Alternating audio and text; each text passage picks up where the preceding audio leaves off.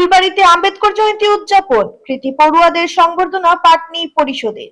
বরাকভ্যালি পাটনি পরিষদের ফুলবাড়ী আঞ্চলিক কমিটির উদ্যোগে ফুলবাড়ী প্রথম খণ্ড শিয়ালটেক গ্রামে যথাযোগ্য মর্যাদায় ডাক্তার ভীমরাও রামজি আম্বেদকরের ১৭৫তম জন্মবার্ষিকী পালিত হয়। এদিন প্রথমে তার প্রতিকৃতিতে শ্রদ্ধাঞ্জলি অর্পণ করা হয়, পরে প্রদীপ প্রজ্বলনের মাধ্যমে শুরু হয় আলোচনা সভা।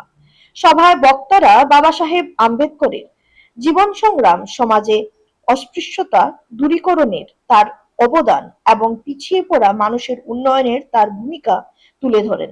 তারা বলেন, জন্ম নয়, কর্মই মানুষের প্রকৃত পরিচয়। এই আদর্শে বিশ্বাসী ছিলেন আম্বেদকর। তিনি শুধু একটি সম্প্রদায় নয়, সমগ্র দেশের কল্যাণে কাজ করেছেন। এছাড়াও শিক্ষার গুরুত্বের উপর জোর দিয়ে বক্তারা ছাত্র, শিক্ষক, অভিভাবকদের সমন্বয়ের প্রয়োজনীয়তা তুলে ধরেন। ফুলবাড়ী পাবলিক হাই স্কুলে সাম্প্রতিক মাধ্যমিক ফলাফল নিয়ে উদ্বেগ প্রকাশ করে শিক্ষার উন্নয়নে সকলকে এগিয়ে আসার আহ্বান জানানো হয়। আলোচনা সভায় নির্ঝর দাস, শীতাংশু শেখর দাস, অমল কুমার লস্কর সহ অন্যান্যরা বক্তব্য রাখেন।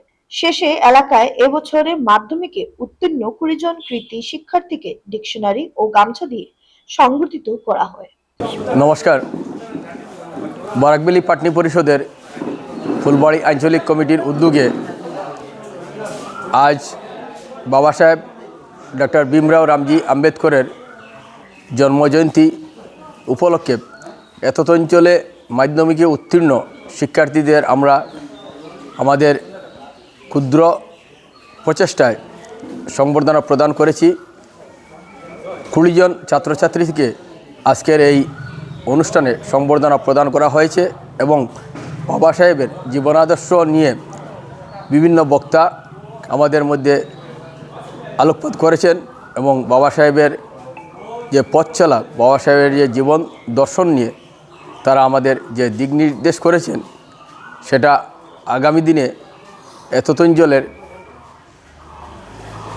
বিকাশে এক বড় ভূমিকা থাকবে বলে আমি মনে করি।